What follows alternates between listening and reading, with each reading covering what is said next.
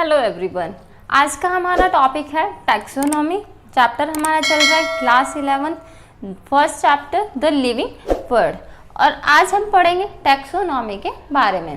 Taxonomy अपने आप में दो वर्ड से मिलकर बना है। एक वर्ड है टैक्सिस और दूसरा वर्ड है नॉमिया। टैक्सिस की अगर हम बात करें तो इसका मीन्स होता है अरेंजमेंट, और नॉमिया की अगर हम बात करें तो ये हो जाएगा हमारा मेथड। टैक्सिस का मीनिंग हो गया हमारा अरेंजमेंट और नॉमिया का मीन्स हो गया हमारा मेथड। तो टैक्सोनॉमी हमारी क्या होगी? टैक्सोनॉमी वो ब्रांच है साइंस की जहां हम जितने भी लिविंग ऑर्गेनिज्म हैं उनको क्लासिफाई करते हैं इनटू डिफरेंट टैक्सा। उनको अलग अलग टैक्सा में क्लासिफाई किया जाता है। किसके बेस पर? उनके स्पेशल कैरेक्टरिस्टिक्स के बेस पर। तो टैक्सोनॉमी क्या होगा? All living organism can be classified into different taxa based on their special characteristics. अगर हम बात करें फादर ऑफ टैक्सोनॉमी की, तो फादर ऑफ टैक्सोनॉमी हमारे कौन हो जाएंगे? Carolus Linnaeus. Father of taxonomy कौन होंगे हमारे? Carolus Linnaeus. अब हम बात करते हैं टैक्सोनॉमी की। टैक्सोनॉमी जो है उसे टू पार्ट्स में डिवाइड किया गया है। एक है हमारी क्लासिकल टैक्सोनॉमी जिसे हम ऑल टैक्सोनॉमी के नाम से भी जानते हैं। एक है हमारी मॉडर्न टैक्सोनॉमी जिसे हम न्यू टैक्सोनॉमी के नाम से भी जानते हैं। क्लासिकल टैक्सोनॉमी की अगर हम बात करें तो ये क्लासिकल टैक्सोनॉमी हमारी दी गई थी लीनियस के थ्रू। जो हमारे फादर हैं टैक्सोनॉमी के, उन्हीं के थ्रू ये क्लासिकल टैक्सोनॉमी दी गई थी। इसके अकॉर्डिंग इन्होंने क्या किया था? स्पीसीज जो थी इस टैक्सोनॉमी में, क्लासिकल टैक्सोनॉमी में बताया कि स्पीसीज जो हैं वो बेसिक यूनिट है टैक्सोनॉमी की। Species is the basic unit of taxonomy. Second चीज यहाँ पर आती है स्पीसीज आर फिक्स्ड। जो स्पीसीज हैं वो फिक्स्ड हैं, do not change with time. Carolus Linnaeus के अकॉर्डिंग या फिर हम बोले क्लासिकल टैक्सोनॉमी के अकॉर्डिंग स्पीसीज जो हैं वो क्या हैं? फिक्स हैं, ये टाइम के अकॉर्डिंग चेंज नहीं होती है। थर्ड चीज यहाँ पर आएगी organism are classified on the basis of some limited features. देखो अगर हम बात करें कि हमें मॉडर्न टैक्सोनॉमी की नीड क्यों हुई, तो आप देखोगे यहाँ पर ऑर्गेनिज्म को क्लासिफाई किया गया उनके कुछ लिमिटेड फीचर्स की वजह से। इसकी वजह से हम बाकी के जो बहुत सारे ऑर्गेनिज्म हैं उनको क्लासिफाई नहीं कर पाए, और जब उनको क्लासिफाई नहीं कर पाए हम क्लासिकल टैक्सोनॉमी में, तो हमें नीड हुई किसकी? मॉडर्न टैक्सोनॉमी की। मॉडर्न टैक्सोनॉमी की अगर हम बात करें तो ये जो है इसे न्यू टैक्सोनॉमी भी बोला जाता है, और ये किसके थ्रू दी गई? जूलियन हेक्सले के थ्रू 1940 में। मॉडर्न टैक्सोनॉमी के अकॉर्डिंग जो क्या होगा? The studies are done on a huge number of organism based on all the variations. यहाँ पर मॉडर्न टैक्सोनॉमी के अंदर हम स्टडी करते हैं सभी बहुत सारे ऑर्गेनिज्म के बारे में, या फिर हम कहें सभी ऑर्गेनिज्म के, और किसके बेस पर? उनके वेरिएशंस के बेस पर। सेकेंड है study also focused on sub species. Classical taxonomy में सब स्पीसीज जैसी कोई भी चीज नहीं थी, लेकिन जब हम मॉडर्न टैक्सोनॉमी की बात करते हैं तो यहाँ पर इनके जो सब स्पीसीज होती है उन पर भी क्या किया जा रहा है? फोकस किया जा रहा है। नेक्स्ट अगर हम बात करें बायोलॉजिकल डिलिमिटेशंस, यानी कि बहुत सारी लिमिटेशंस हैं, उन डिलिमिटेशंस की वजह से include various branches of systematics. इसकी वजह से सिस्टमैटिक के अंदर बहुत सारी ब्रांचेस क्या हो रही है? इंक्लूड हो रही हैं। लाइक एग्जांपल साइटोटैक्सोनॉमी हो गया हमारा, न्यूमेरिकल टैक्सोनॉमी हो गया, कीमो टैक्सोनॉमी हो गया, एटसेट्रा। तो ये बेसिक डिफरेंस है क्लासिकल टैक्सोनॉमी और मॉडर्न टैक्सोनॉमी में। क्लासिकल टैक्सोनॉमी में हम बहुत सारी स्पीसीज के बारे में क्लासिफाई नहीं कर पाए, दैट्स व्हाई हमें किसकी नीड हुई? मॉडर्न टैक्सोनॉमी की। अब हम पढ़ते हैं टैक्सोनॉमी कैटेगरीज के बारे में।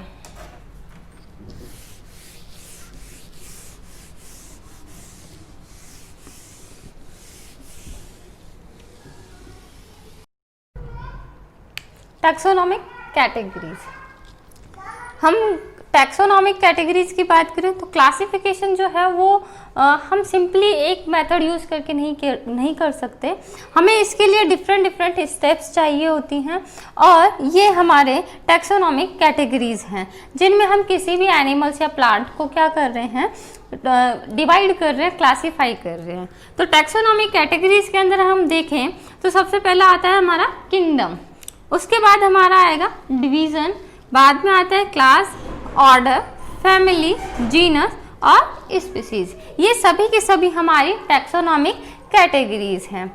टैक्सोनॉमिक कैटेगरीज को अगर हम कंबाइंड फॉर्म में बोलते हैं तो इसे बोला जाता है टैक्सोनॉमिक हियरार्की। ये लिनियस ने दी थी 1751 में। इस टर्म को किसने कॉइन किया था? लिनियस ने 1751 में। एक बार फिर से देखना, टैक्सोनॉमिक कैटेगरीज जो हैं वो हमारा किंगडम हो गया, डिवीजन हो गया, क्लास हो गया, ऑर्डर, फैमिली, जीनस और स्पीसीज। आप इसे लर्न करने के लिए ये ट्रिक भी यूज कर सकते हो कि this is clean otherwise family get sick. यहाँ K stand for kingdom, D for division, C for class और ओ फॉर ऑर्डर और F for family, G for genus और एस फॉर स्पीसीज। इनको अगर हम बात करें तो जब हम किसी एक की बात करते हैं तो इनके लिए वर्ड यूज किया जाता है टैक्सा, और ये सारे हमारे क्या हैं? टैक्सोन हैं। ये सभी के सभी हमारे क्या हैं? टैक्सोन हैं। टैक्सोन में हम सबसे पहले अगर हम बात करें, टैक्सोन जो हैं ये क्या कर रहे हैं कि किसी एक पर्टिकुलर एक एनिमल या पर्टिकुलर एक प्लांट को कैसे डिवाइड करना है, पहले उसे कहाँ रखा जाएगा। जैसे कि हमने उसके नॉमेनक्लेचर में देखा कि उसका नाम जो होता है, नेम जो होता है वो जीनस और स्पीसीज को शो करता है। बाकी की क्लासिफिकेशन में ये सारी चीज़ें भी आएंगी। तो सबसे पहले हमारा होता है किंगडम। किंगडम जो है वो सबसे ऊपर होता है किंगडम। तो क्लासिफिकेशन में जब किंगडम की हम बात करते हैं तो किंगडम हमारे पहले के टाइम पर 2 ही थे, बाद में कार्लस लिनियस ने आर.एच. व्हीटकर ने किंगडम जो है हमारे 5 क्लासीफाई किए। तो किंगडम जो है सबसे पहले यूज होता है, उसके बाद आता है हमारा डिवीजन, फिर आएगा हमारा क्लास। इसे एक एग्जाम्पल से लेते हैं, मैंने यहाँ एग्जाम्पल लिया ह्यूमन का। तो अगर हम बात करते हैं किंगडम की, ह्यूमंस का जो किंगडम होगा वो होगा हमारा एनिमेलिया। अगर हम डिवीजन की बात करेंगे ह्यूमंस की तो वो हमारा होगा कॉर्डेटा। क्लास की बात करें तो वो हो जाएगा हमारा मैमेलिया। ऑर्डर की अगर हम बात करते हैं ह्यूमंस का, वो हो जाएगा हमारा प्राइमेट। फैमिली की अगर हम बात करते हैं तो वो हो गया हमारा होमिनिडी। जीनस जो है हमारा ह्यूमन का वो होगा होमो, और स्पीसीज जो है वो हमारी है सेपियंस। तो ये इस हिसाब से जिसके अकॉर्डिंग ये डिवाइड किया है, ऐसे ही हम किसी भी ऑर्गेनिज्म को क्लासिफाई करते हैं। यहाँ मैंने लिखा हुआ है डिवीजन ऑफ फाइलम। डिवीजन जो है वो किसके केस में यूज करेंगे? हम प्लांट्स के केस में। डिवीजन जो है वो हम प्लांट्स के केस में यूज करेंगे, और फाइलम जो है वो एनिमल्स के केस में यूज किया जाता है। जब हम किसी प्लांट को क्लासिफाई कर रहे हैं, किसी प्लांट को टैक्सोनॉमिक कैटेगरीज के अकॉर्डिंग अरेंज कर रहे हैं, तब हम डिवीजन का यूज करते हैं। और अगर हम किसी एनिमल्स को ले रहे हैं तो हम किसका यूज करेंगे? फाइलम का यूज करेंगे। इसके बाद हम देखेंगे टैक्सोनॉमिक कैटेगरीज।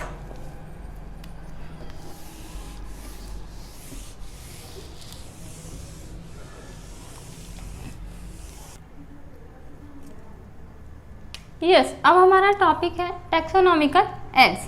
इसमें सबसे पहले हम टैक्सोनॉमिकल एड्स क्या होते हैं, वो जिनके थ्रू हम डिफरेंट जो प्लांट्स हैं, एनिमल्स हैं, उनकी स्टडी कर सकते हैं लेबोरेटरीज के अंदर, और उनके मॉर्फोलॉजिकल स्ट्रक्चर्स को देख सकते हैं, उनकी एक्सटर्नल स्ट्रक्चर्स को, इंटरनल स्ट्रक्चर्स को स्टडी कर सकते हैं। तो हमारा टैक्सोनॉमिकल एड्स पे जो सबसे फर्स्ट आएगा वो आता है हमारा हर्बेरियम। हर्बेरियम क्या होते हैं? हर्बेरियम क्या होते हैं? स्टोर हाउस होते हैं। ये स्टोर हाउस है जो कलेक्ट करता है प्लांट्स को, प्लांट स्पेसिमेंट्स को। मतलब जब प्लांट सूख जाते हैं उनको कलेक्ट करते हैं, उनको हम बोल रहे हैं स्पेसिमेन। प्लांट स्पेसिमेंट्स को कलेक्ट करता है, दैट आर ड्राइड, जो कैसे हैं? ड्राइड है, या फिर उन्हें प्रिजर्व किया जाता है एक सीट के ऊपर। तो हर्बेरियम जो होता है एक स्टोर हाउस है जहाँ पर बहुत सारे प्लांट्स जो सूखे हुए हैं, ड्राइड हैं, या फिर हमने उन्हें प्रिजर्व किया हुआ है किसी सीट पर, उनको स्टोर किया जाता है। हर्बेरियम की अगर हम बात करें तो फिर आगे उन सीड का हम करते क्या हैं?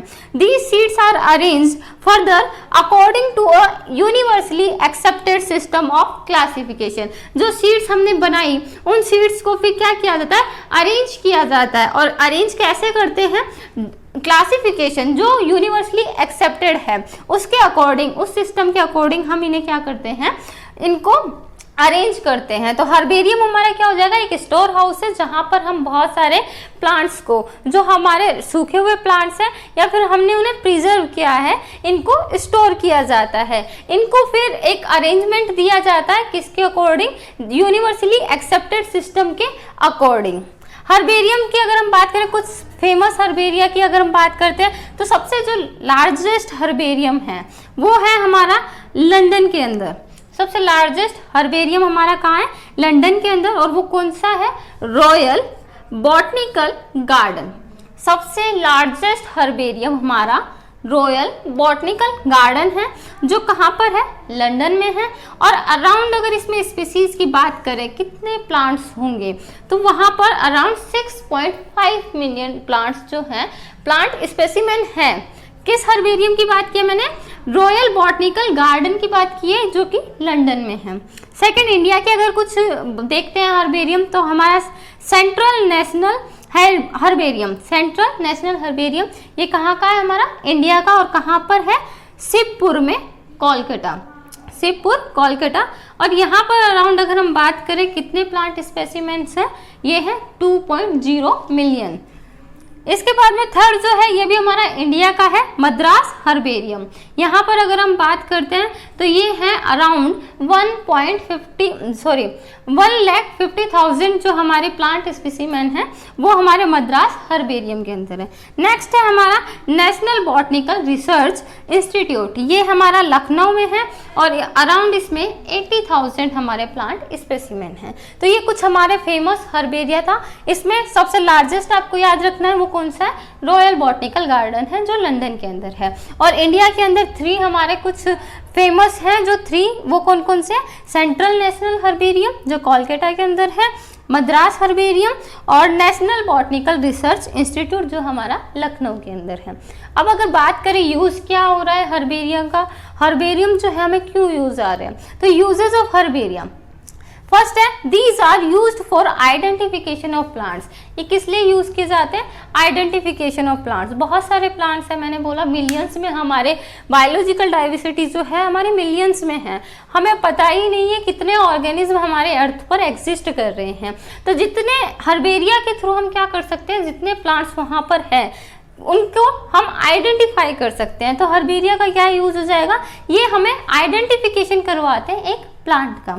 Second, herbaria are useful in locating wild varieties and relative of economically important plants. Herbaria जो है हमें वाइल्ड वेराइटीज के बारे में नॉलेज देता है कि कौन सी प्लांट की कौन सी वेराइटी वाइल्ड वेराइटी है, और दूसरा जो इकोनॉमिकली इम्पोर्टेंट प्लांट्स हैं उनके बारे में भी नॉलेज देता है।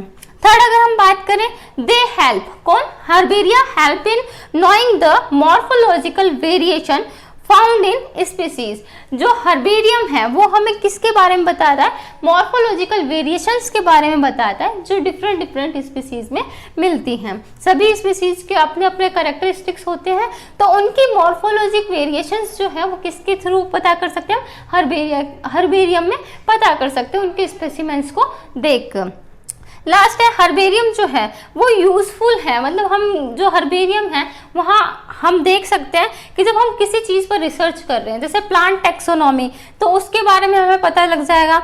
मॉर्फोलॉजी, हम किसी प्लांट की स्टडी कर सकते हैं। इकोलॉजिक डिस्ट्रीब्यूशन, उसका हम स्टडी कर सकते हैं किसके थ्रू? प्लांट स्पेसिमेन के थ्रू। तो ये हमारा जो है ये एक टैक्सोनॉमिकल एड हो गया। नेक्स्ट इसमें आता है हमारा बॉटनिकल गार्डन। अगर आप इसका एक स्क्रीनशॉट लेना चाहते हैं तो आप ले सकते हैं।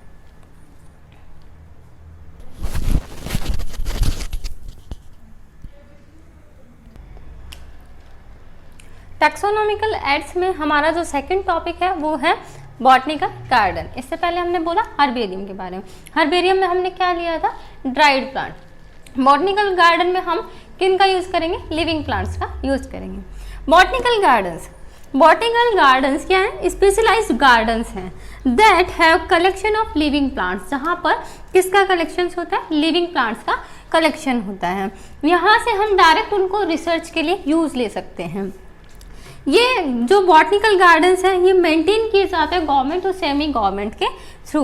तो बॉटनिकल गार्डन्स और हर्बेरियम के बीच में एक बेसिक डिफरेंस हो गया कि हर्बेरियम में जितने भी प्लांट्स हमने यूज किए हैं वो सारे क्या हैं? हमारे ड्राइड हैं, जिनको हमने प्रिजर्व करके रखा हुआ है। लेकिन बॉटनिकल गार्डन्स में हमें वो प्लांट्स कैसे मिलेंगे? Living plants. कुछ मेजर बॉटनिकल गार्डन्स के मैंने यहाँ पर नेम लिखे हुए हैं। जो सबसे फर्स्ट है रॉयल बॉटनिकल गार्डन, ये कहाँ पर है? हमारा लंदन के अंदर। सेकंड है हमारा न्यूयॉर्क बॉटनिकल गार्डन, जो है हमारा न्यूयॉर्क में। थर्ड है हमारा इंडियन बॉटनिकल गार्डन, जो हमारे इंडिया के अंदर है। और इसकी एक और खास बात है, ये लार्जेस्ट बॉटनिकल गार्डन है एशिया का। Indian botanical garden is the largest botanical garden of Asia. जो हमारा इंडियन बॉटनिकल गार्डन है वो एशिया में सबसे बड़ा लार्जेस्ट बॉटनिकल गार्डन है। इसके बाद है हमारा पीसा बॉटनिकल गार्डन, ये हमारा इटली में है। इसके लिए भी एक खास चीज़ है, ये हमारा फर्स्ट बॉटनिकल गार्डन है जो हमारा इटली के अंदर बना था। तो फर्स्ट जो बॉटनिकल गार्डन बना वो हमारा हो गया पीसा botanical garden. Largest botanical garden की बात करें एशिया के लार्जेस्ट की, तो वो है इंडियन बॉटनिकल गार्डन।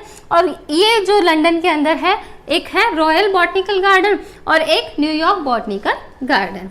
अब रोल क्या होता है बॉटनिकल गार्डन का वो देखेंगे। बॉटनिकल गार्डन जो है, a wide variety of plant species grow there, so they provide ready material for research. हम बॉटनिकल गार्डन्स में अगर देखेंगे तो हमें एक वाइड वेराइटी मिल रही है प्लांट्स की। हमें प्लांट्स की एक वाइड वेराइटी मिल रही है, जहाँ हम क्या कर सकते हैं? हमें एक रेडी मटेरियल मिल रहा है, एक लिविंग प्लांट मिल रहा है रिसर्च के लिए। हर्बेरियम में हम सिर्फ उसकी मॉर्फोलॉजी को उसके स्पेसिमेन के अकॉर्डिंग क्या कर सकते थे? स्टडी कर सकते हैं। लेकिन यहाँ हम उसकी सारी एक्टिविटीज़ को, एक प्लांट की जितनी भी उसकी मॉर्फोलॉजी है, जितनी भी उसकी एनाटॉमी है, उसको हम क्लियरली एक लिविंग प्लांट के थ्रू क्या कर सकते हैं? स्टडी कर सकते हैं। सेकेंड, ये क्या कर रहे हैं? जो भी एंडेंजर्ड स्पीसीज हैं हमारे प्लांट्स में, प्लांट्स की जितनी भी एंडेंजर्ड स्पीसीज हैं उनको हम क्या कर सकते हैं? उनको कंजर्व कर सकते हैं, कंजर्वेशन कर सकते हैं उन प्लांट्स का। थर्ड हमारा हो जाएगा ये एक प्रोवाइड ग्रीनरी, जो कि हमारे लिए बहुत ज़रूरी है। ग्रीनरी प्रोवाइड करवा रहे हैं, और ज़्यादा प्लांट्स होंगे तो वो क्या करेंगे? ज़्यादा कार्बन डाइऑक्साइड को कंज्यूम करेंगे, और लेस पॉल्यूशन होगा तो एनवायरनमेंट के लिए भी अच्छा होगा। तो ये भी बहुत इंपॉर्टेंट है कि ये हमें क्या कर रहे हैं? ग्रीनरी प्रोवाइड करवा रहे हैं। नेक्स्ट अगर हम बात करें तो ये हमें प्रोवाइड करवाते हैं free exchange of seeds. Around 500 botanical gardens हैं, तो उनसे हम क्या कर सकते हैं? एक्सचेंज कर सकते हैं सीड्स को। तो ये भी हमें किसके थ्रू मिल रहा है? बॉटनिकल गार्डन्स के थ्रू। आप इसका स्क्रीनशॉट लेना चाहते हैं तो ले सकते हैं।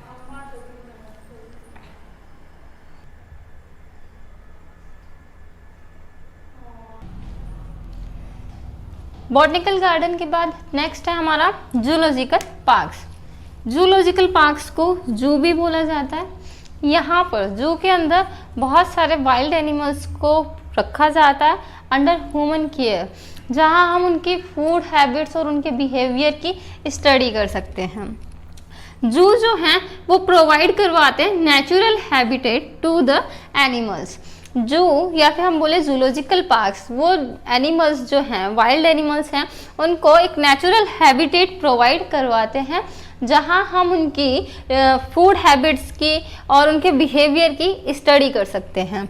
वाइल्ड एनिमल्स जो हैं उन्हें अंडर ह्यूमन केयर रखा जाता है, ह्यूमन केयर के अंडर में रखा जाता है। उनकी सारी जो एक्टिविटीज़ हैं उनको नोट किया जाता है और उनके बिहेवियर की स्टडी की जाती है।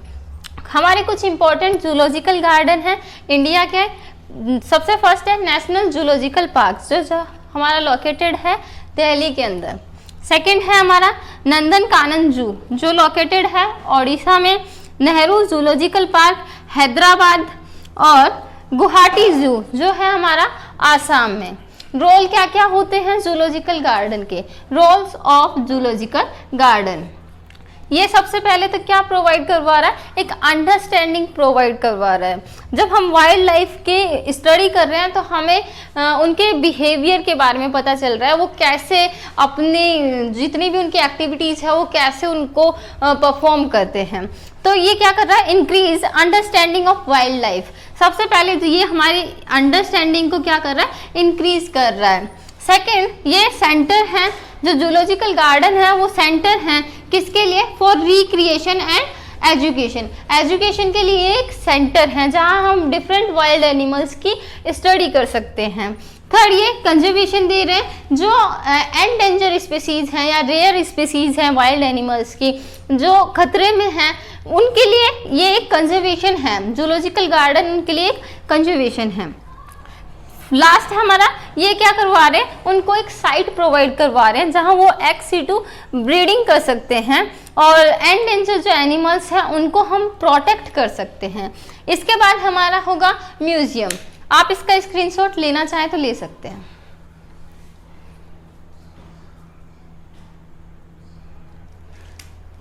जूलॉजिकल पार्क के बाद हमारा आता है म्यूजियम।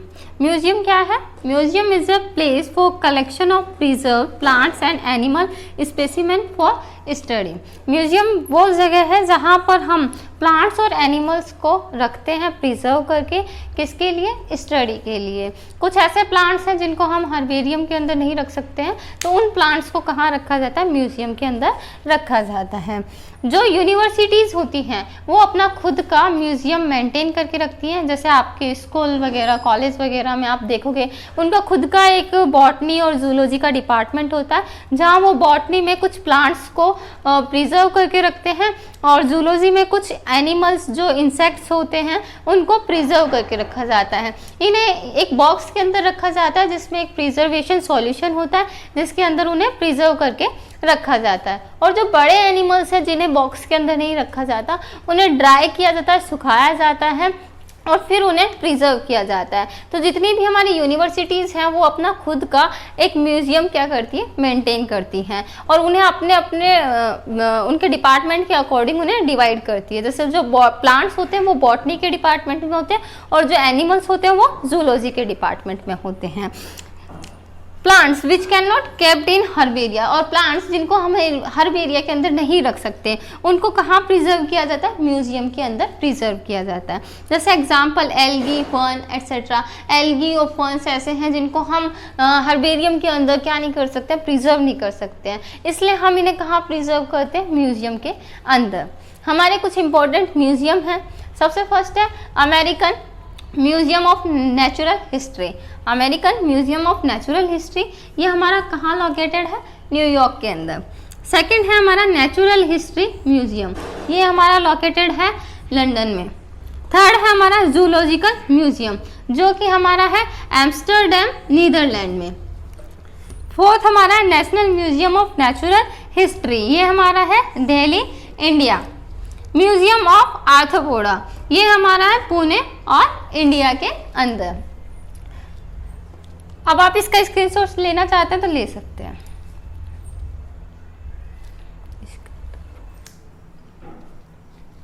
म्यूजियम के बाद हमारा नेक्स्ट है टैक्सोनॉमिकल है की जो है use for identification of a plant and animal based on the similarities and डिससिमिलरिटीज।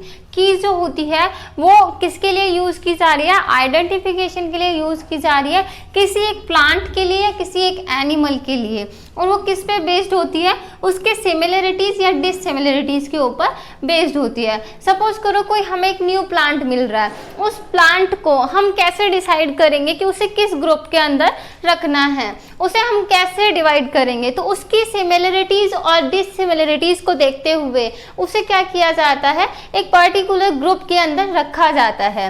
तो की उसके लिए यूजफुल होती है, की हमें उसके लिए आइडेंटिफिकेशन के लिए हेल्प कर रही है।